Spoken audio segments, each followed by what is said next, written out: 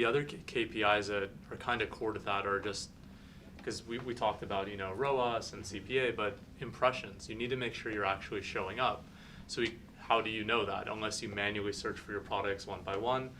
So we built something called FeedSpy that shows you, are you actually showing up or not?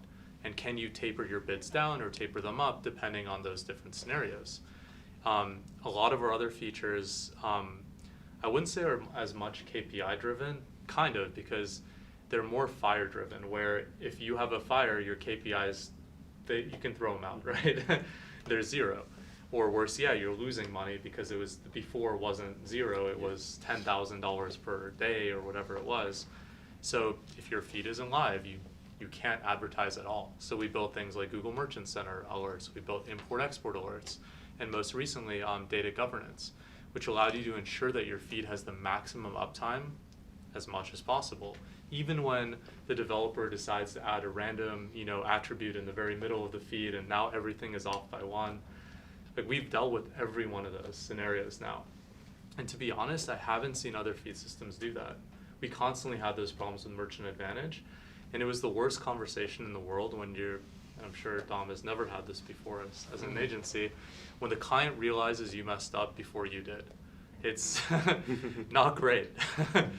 And so we tried to do as much as we could to avoid all of those scenarios from happening. And I think the last one that we still have yet on our product roadmap that's going to eliminate that is export over export thresholds, where you can see what was yesterday's feed versus today's. And so you can set up any kind of custom alert on that. But with what we currently have, it probably is like 98% of all the possible fires that we've seen that are feed based. So that, in addition to the KPIs, are kind of what we look at.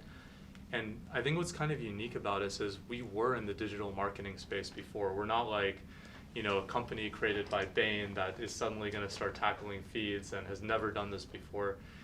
We know what the pain points were because we were literally in that space. So we addressed a lot of those. And it's good to know like the KPIs and things that you guys are looking for, because I think it aligns very, very synergistically and closely with what we're trying to create, because we want to empower agencies and brands to not have those as issues and improve performance with real optimization.